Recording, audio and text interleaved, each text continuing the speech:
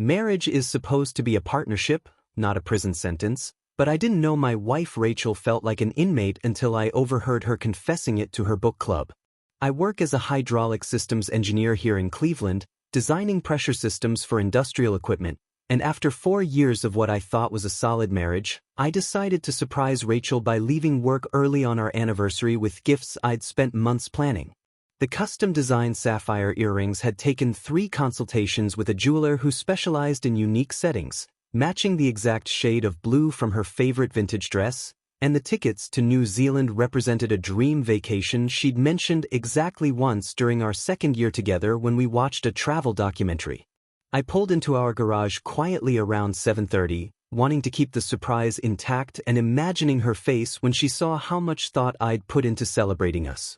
As I approached the kitchen door, I heard Rachel's voice carrying through the house with that particular slurred confidence that comes after too many glasses of the expensive Pinot Grigio she always insisted on buying for her monthly book club meetings. The sound of female laughter drifted through the door, and I could distinguish Emma's distinctive giggle, Jessica's snorting laugh, and Carla's more reserved chuckle mixed with Rachel's increasingly animated storytelling. I paused with my hand on the door handle when I heard Rachel say she could do so much better than her predictable husband who never took any risks, never surprised her, and had the romantic imagination of an engineering manual. She told them marriage felt like a prison sentence where she was trapped with someone who thought anniversary dinners at chain restaurants counted as special occasions. Then she confessed to fantasizing about Logan, her personal trainer at the expensive gym I paid for, describing in detail how his attention made her feel desirable and alive in ways I apparently never could. She painted a picture of stolen glances during workout sessions, lingering touches when he adjusted her form, and text messages that made her heart race in ways my engineering project updates clearly didn't. The worst part came when Emma asked why she didn't just leave me if she was so miserable, and Rachel laughed bitterly, explaining that I handled all the finances, paid off her graduate school debt every month without complaint, maintained our health insurance, and basically funded the comfortable lifestyle she'd grown accustomed to. She admitted that leaving me would mean giving up financial security for uncertain romance with someone who might not want to support her long-term, making me more useful as a husband than attractive as a man. I stood there in the garage holding anniversary gifts worth more than most people's monthly rent for a woman who saw me as nothing more than a reliable ATM with benefits, listening to her friends either laugh along or make sympathetic noises about being trapped with boring but financially stable men. Every word felt like a physical blow as I realized the woman I'd been planning to surprise with a once-in-a-lifetime vacation viewed our entire marriage as a financial convenience she was enduring while fantasizing about escape. The irony wasn't lost on me that I'd spent months planning the perfect romantic gesture for someone who found my thoughtfulness suffocating rather than sweet, someone who craved spontaneity from a man whose methodical nature she'd once claimed to love. I quietly placed the jewelry box and plane tickets back in my car, my hands shaking slightly as the magnitude of her betrayal settled over me like cold water. I reversed out of the garage as silently as I'd arrived, backing down the driveway of the house where my wife was essentially celebrating the prison sentence of being married to me while I drove away into the night, wondering how long she'd been performing the role of loving wife while secretly counting down the days until something better came along. I drove straight to the luxury resort I'd booked for our romantic weekend getaway, but instead of checking into the couple's suite, I upgraded to the penthouse for one person and spent the night systematically dismantling our shared life with the same methodical precision I used for hydraulic system designs. The hotel's business center became my war room where I canceled joint credit cards, initiated transfers of my portion from our savings accounts, and used the concierge service to contact Thompson & Associates, a divorce attorney firm that specialized in asset protection for engineers and technical professionals. Each action felt like disconnecting pressurized lines in a complex system, carefully releasing tension before the whole thing could explode catastrophically. Meanwhile, back at home, Rachel discovered my absence around midnight when she stumbled upstairs after her book club friends finally left, assuming I was working late again on the Morrison project that had been consuming my evenings for weeks. She texted her complaints to the same friends who just heard her trash our marriage,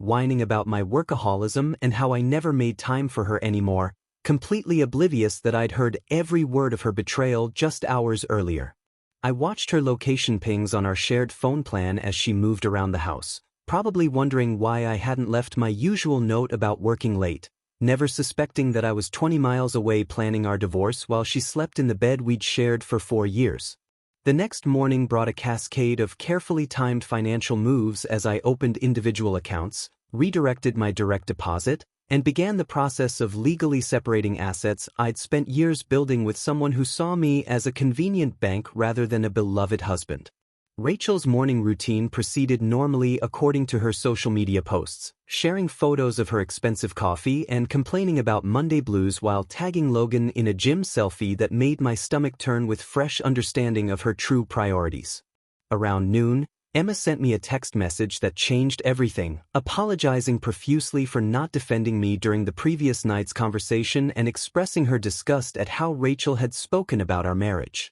She revealed that she'd seen my car leaving the driveway during the book club meeting and had been wrestling with whether to tell me what she'd witnessed, ultimately deciding that loyalty meant honesty even when it was painful.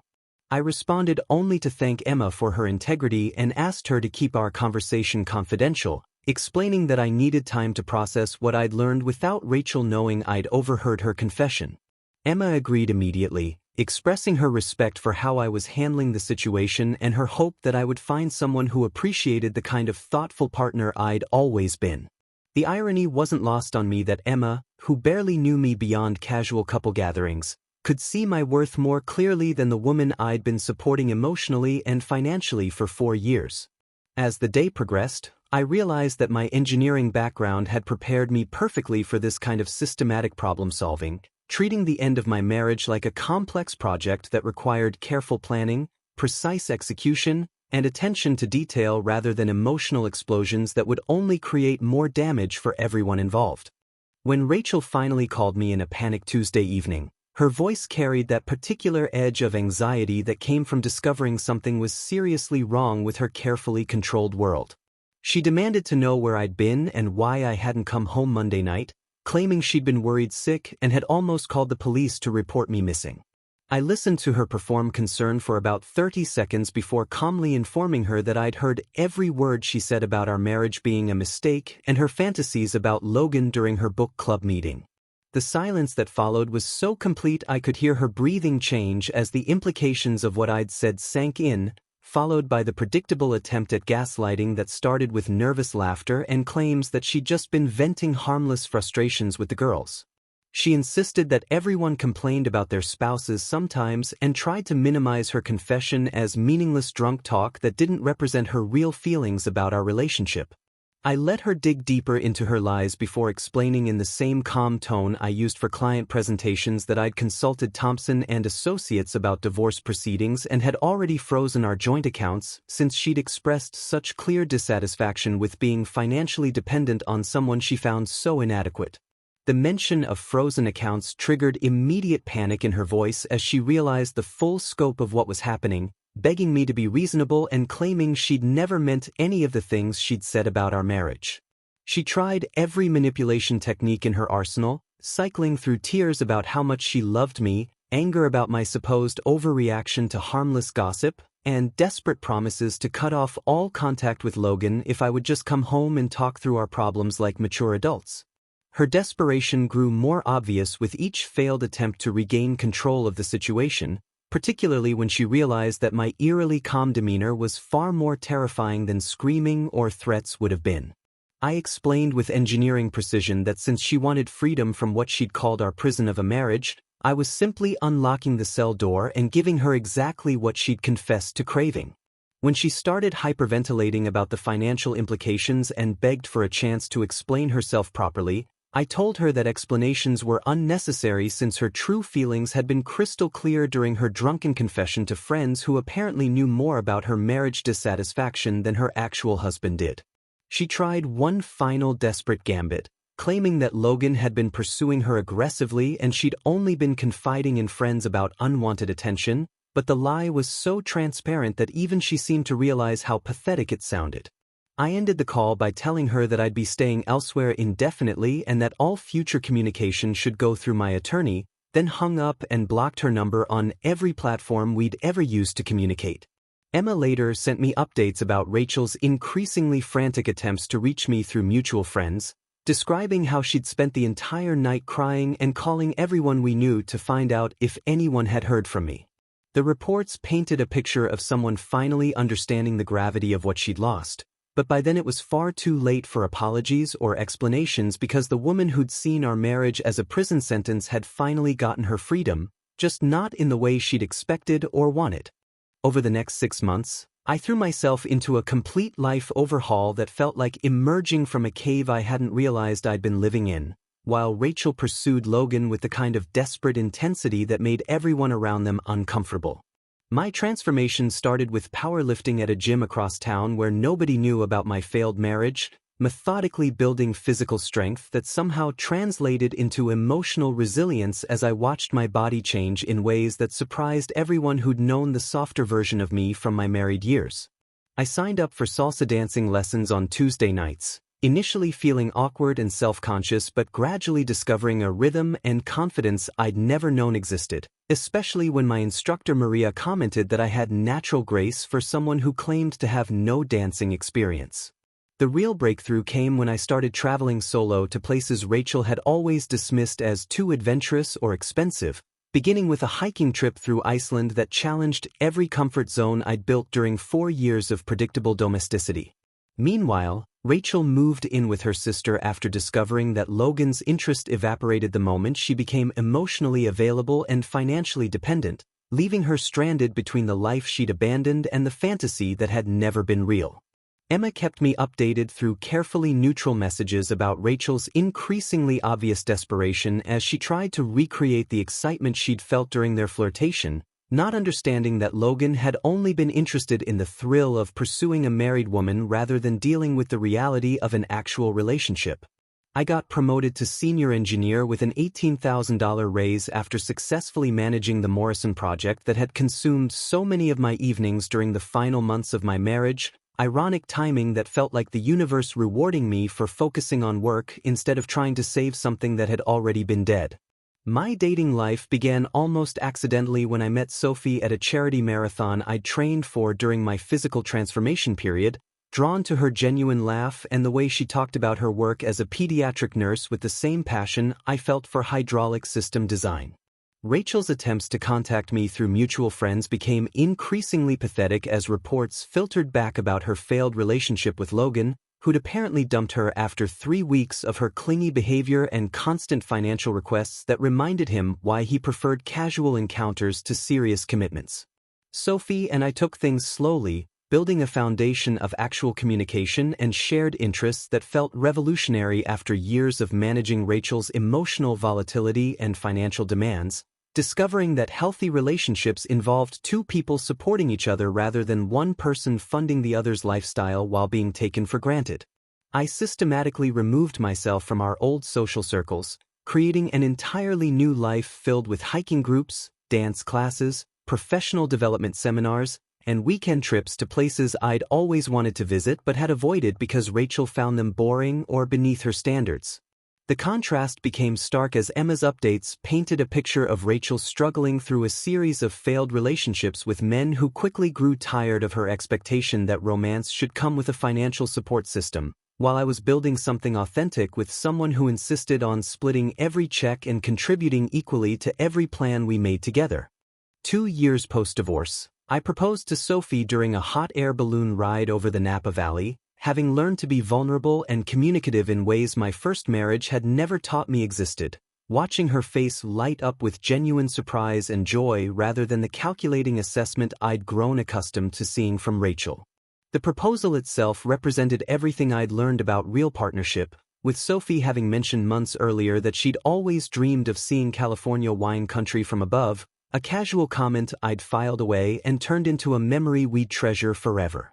We had a small, intimate wedding ceremony in a garden overlooking the Pacific Ocean, attended only by close friends and family who genuinely celebrated our union rather than performing social obligations or networking opportunities like the elaborate affair Rachel had always envisioned for herself. The guest list deliberately avoided any connection to my past life in Cleveland, creating a clean slate celebration that focused entirely on the future Sophie and I were building together rather than trying to impress people who'd never truly supported my happiness anyway. Rachel, meanwhile, had struggled through a series of failed relationships and financial instability that led to her moving back with her parents in suburban Cleveland, working retail at a department store while trying to rebuild the credit score she'd destroyed during her post-divorce spending sprees. Emma's final update came through a mutual friend who'd seen Rachel at a local coffee shop, looking tired and defeated while scrolling through social media posts of other people's happy relationships, apparently having learned too late that emotional security couldn't be purchased with someone else's money. Sophie and I bought a house in Portland where I transferred to lead a new renewable energy project, choosing a neighborhood filled with young professionals and families who valued community involvement over material displays of wealth. Sophie opened her own pediatric practice in a clinic that served underprivileged families, pursuing her passion for helping children while building a business that reflected her values rather than chasing maximum profit margins like so many of her colleagues. Our relationship operated on complete transparency and mutual respect, with weekly financial meetings where we discussed everything from grocery budgets to retirement planning, creating the kind of partnership I'd never known was possible during my years of managing Rachel's impulsive spending and entitled expectations. We established traditions around shared goals rather than expensive displays, like Sunday morning farmers market trips where we'd plan meals for the week and discuss our individual career aspirations, supporting each other's dreams instead of competing for resources or attention. The house gradually filled with evidence of our equal partnership, from Sophie's medical journals mixed with my engineering publications on the coffee table to a kitchen where we both contributed cooking skills and cleaning responsibilities without keeping score or maintaining resentment. I discovered that love could be both passionate and stable, built on daily choices to prioritize each other's well-being rather than dramatic gestures designed to compensate for fundamental incompatibilities, finally understanding why my marriage to Rachel had felt like constant work rather than natural partnership. Our communication style developed organically around honesty and respect, with disagreements handled through calm discussion rather than emotional manipulation or financial leverage, creating a foundation that made both of us feel heard and valued instead of defensive or resentful. The contrast with my previous relationship became more apparent as Sophie and I navigated major decisions together, from career moves to family planning, always approaching challenges as teammates rather than adversaries competing for individual advantage within our shared life. Sophie and I welcomed our son James 18 months after our wedding, and I discovered a depth of love and protective instinct I never knew existed, realizing with startling clarity how shallow and self-serving my previous relationship had truly been. Holding James for the first time in the delivery room, watching Sophie's exhausted but radiant smile as she counted his tiny fingers, I understood that everything painful I'd endured with Rachel had been necessary to bring me to this moment with people who actually belonged in my life. The contrast became even more pronounced as I found myself naturally gravitating toward nurturing behaviors that would have been mocked or dismissed during my marriage to someone who saw emotional availability as weakness rather than strength. We created family traditions around simple pleasures rather than expensive displays, like Saturday morning pancake making where James would help measure ingredients while Sophie and I took turns reading him stories about adventures in far-off places we planned to visit together someday.